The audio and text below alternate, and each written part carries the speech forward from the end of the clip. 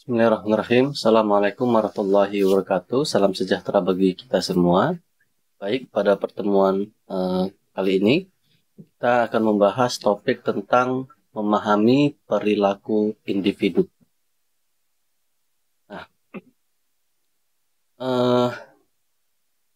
sini salah satu faktor yang berpengaruh besar terhadap keberhasilan persaingan dalam usaha adalah sumber daya manusia. Nah, untuk itu organisasi perlu mengelola SDM-nya dengan optimal. Fakta menunjukkan bahwa permasalahan yang banyak timbul dalam organisasi adalah gagalnya membina hubungan baik dengan rekan kerja serta pimpinan, di mana hal ini akan berakibat terhadap rendahnya hasil kinerja organisasi secara keseluruhan. Nah, pada sebuah organisasi, perilaku organisasi terdiri dari dua faktor, yaitu perilaku individu dan kelompok. Kita akan bahas tentang perilaku individu dalam organisasi. Kita lanjut.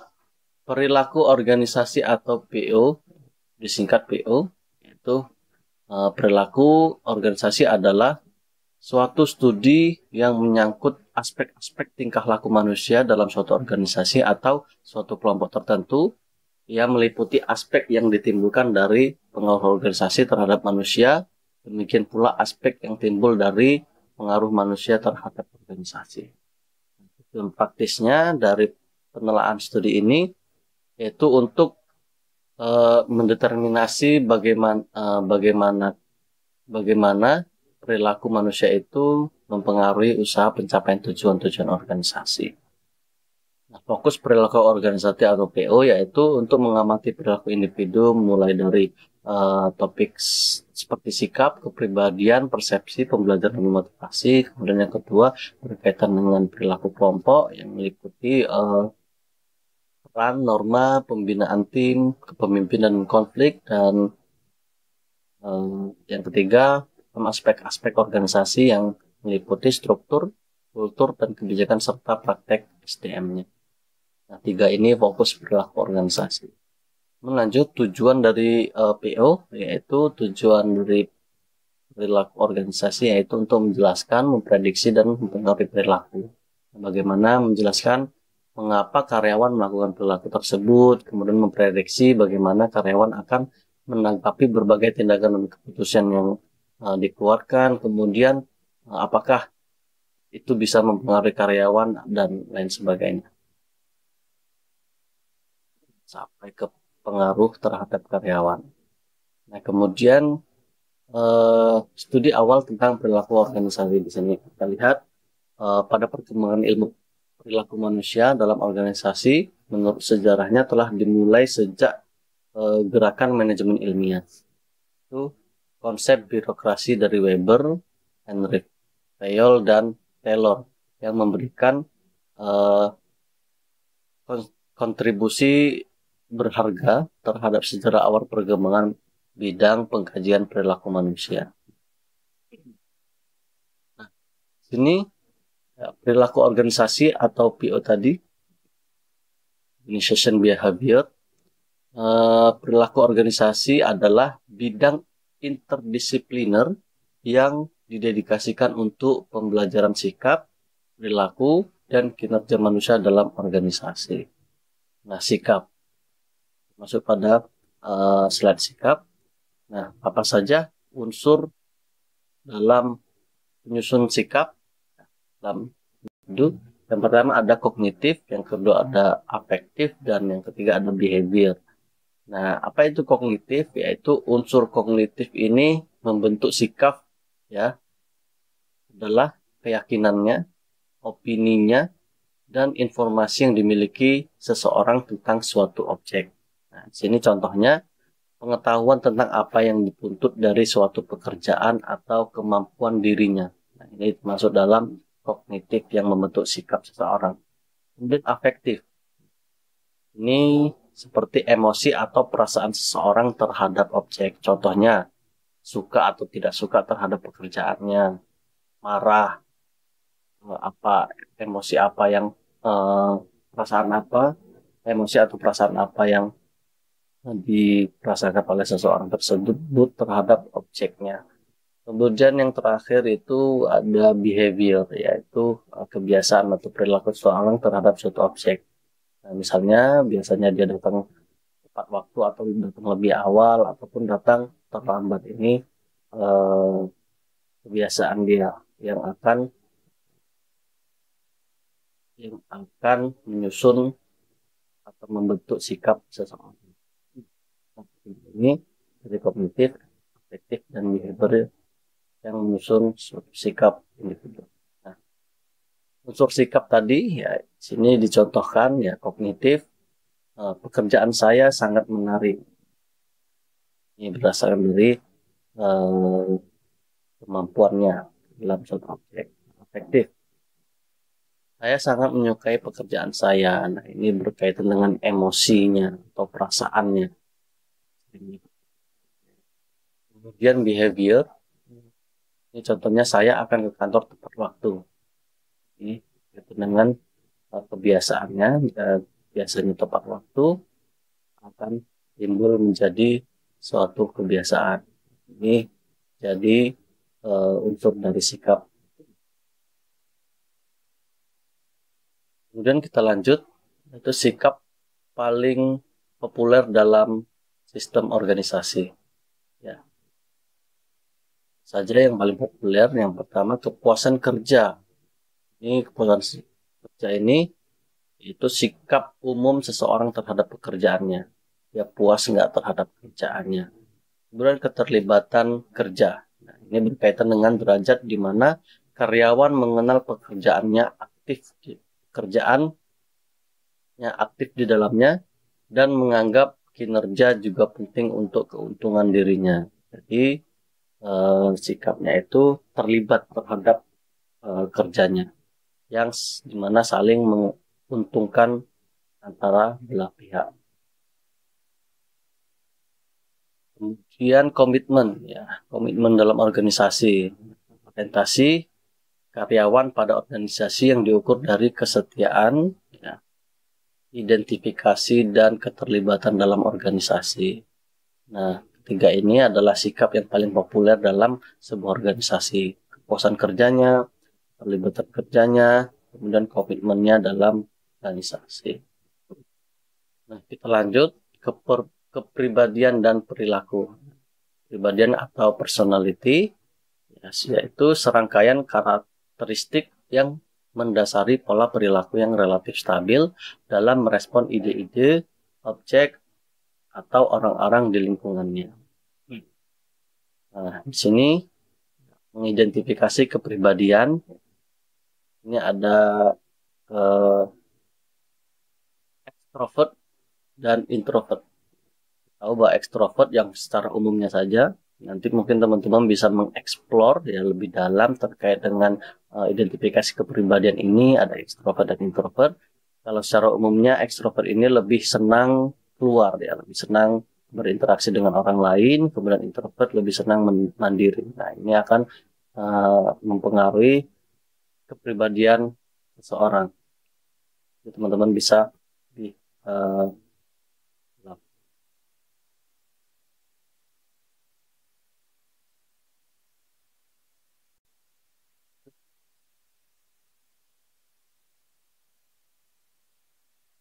mohon maaf ini tadi laptopnya error ya, jadi semoga tidak bermasalah dalam recordingnya.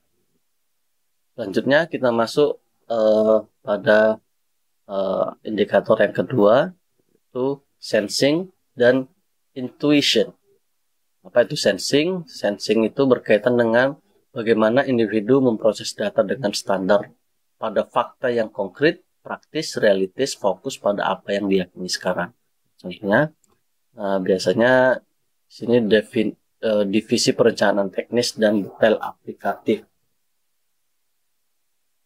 Ini yang berkaitan dengan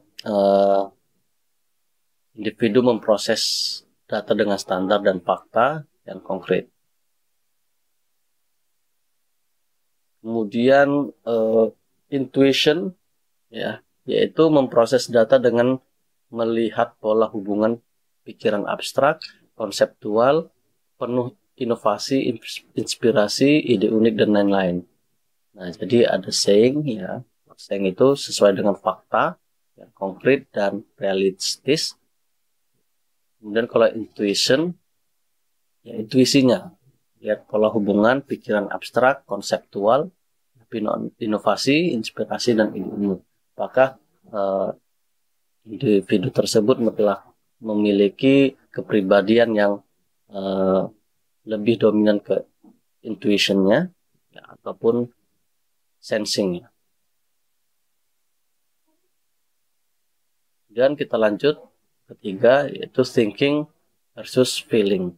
Ya, thinking ini adalah mereka yang selalu menggunakan logika dan kekuatan analitis untuk mengambil keputusan, ya, berorientasi pada tugas dan objektif, dan terkesan kaku serta keras kepala.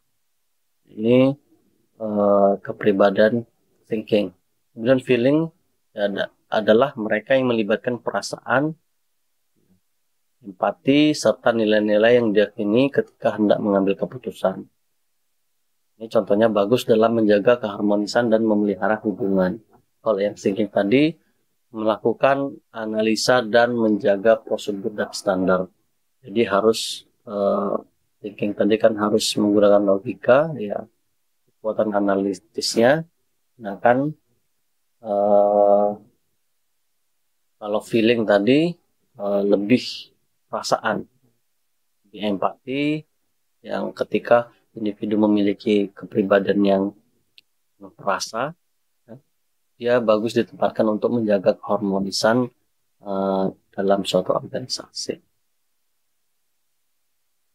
Kemudian yang keempat yaitu judging dan perceiving. Judging yaitu menjudge adalah tipe orang yang selalu bertumpu pada rencana yang sistematis, judging, serta selalu berpikir dan bertindak teratur. Orang yang tidak suka hal-hal mendadak di luar rencana. Jadi kalau yang memiliki kepribadian judging ini harus sistematis, ya, sesuai rencana. Kemudian kalau yang perceiving adalah mereka yang bersifat fleksibel, ya, spontan, adaptif, dan bertindak secara acak untuk melihat beragam peluang yang akan muncul di masa depan. Di sini ada beberapa kepribadian dalam itu. Kita masuk, ya, ada kedua, ini tipologi kepribadian menurut Hippocrates dan Gelanus. Nah, di sini ada 4 tipe, ya, yang dibagi oleh Hippocrates dan Gelanus. Yang pertama, choleris. Ini seseorang dengan tipe kepribadian yang sifatnya suka mengatur atau memerintah orang lain. Nah, choleris ini mungkin bisa cocok ketika dia memiliki kepribadian ini, dia cocok sebagai pemimpin.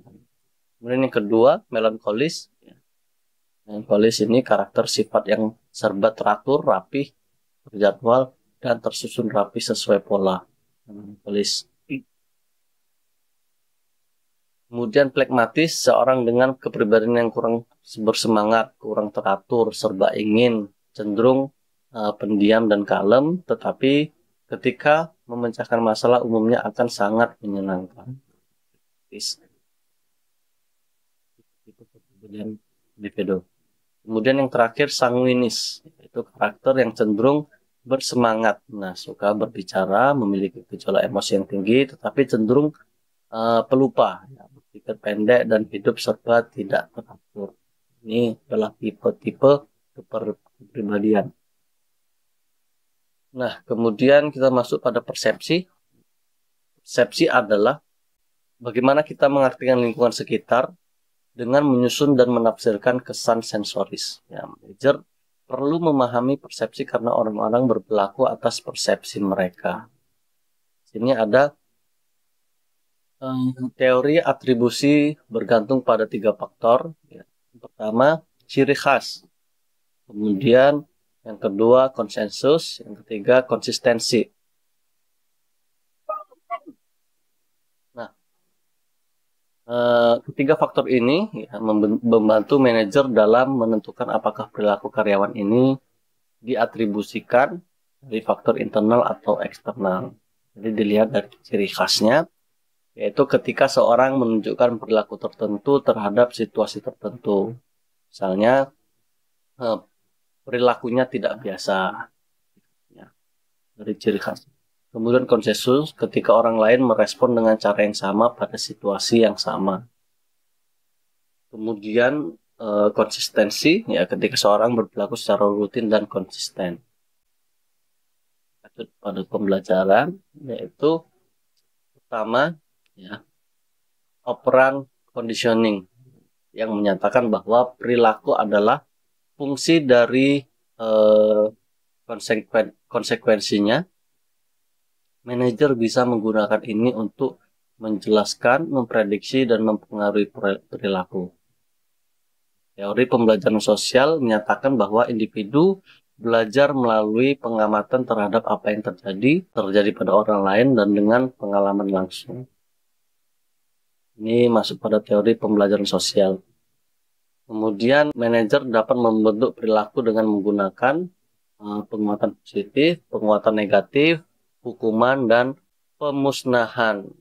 Ini bisa menjadi sebuah pembelajaran, ya, baik dari operant conditioning ataupun teori pembelajaran sosial, maupun manajer bisa melakukan bentuk perilaku dengan penguatan positif, contohnya penguatan perilaku yang diinginkan dengan memberikan sesuatu yang menyenangkan. Kemudian penguatan negatif, ya, menguatkan perilaku yang diinginkan dengan menghindari sesuatu yang tidak menyenangkan. Kemudian hukuman, ya, menghilangkan perilaku buruk dengan menerapkan sanksi. Kemudian pemusnahan, itu tidak menguatkan suatu perilaku atau menghilangkannya, atau langsung dihilangkan. Nah, jadi ini manajer dapat membentuk, ya, perilaku dalam individu, sehingga dia menggunakan hukuman, ya, menggunakan sanksi, bagaimana dia menggunakan hukuman tersebut untuk membentuk perilaku seseorang. Misalnya ketika dia tidak bisa datang tepat waktu, dia akan diberikan sanksi tidak mendapatkan uang ataupun gajinya dipotong berapa persen dan lain sebagainya. Ini akan membentuk perilaku seseorang, dia akan lebih rajin lagi dan lain sebagainya. Kemudian terakhir adalah rangkuman, ya. Pada sebuah organisasi, ya, perilaku organisasi terdiri dari dua faktor, yaitu perilaku individu dan kelompok. Dan perilaku organisasi adalah suatu studi yang menyangkut aspek-aspek tingkah laku manusia dalam suatu organisasi atau suatu kelompok tertentu. Nah, tujuan perilaku organisasi yaitu untuk menjelaskan, memprediksi, dan mempengaruhi perilaku. Di sini ada unsur penyusun sikap, yaitu unsur kognitifnya, kemudian unsur afektifnya, dan juga unsur behaviornya. Nah, di sini dari Hippocrates dan Galenus, ya, membagi, ya, kepribadian dalam 4 tipologi, yaitu Corellis, Melancholis, Phlegmatic, dan Sanguinis. Nah, teman-teman nanti bisa mengeksplor lebih jauh, lebih dalam dari kepribadian atau dari identifikasi terhadap kepribadian individu atau kepribadian seseorang. Kita cukup penjelasan pada materi kali ini. Semoga bermanfaat, dan jika ada pertanyaan, teman-teman bisa menggunakan atau memanfaatkan forum diskusi untuk bertanya maupun berdiskusi di dalamnya. Terima kasih, saya akhiri. Assalamualaikum warahmatullahi wabarakatuh.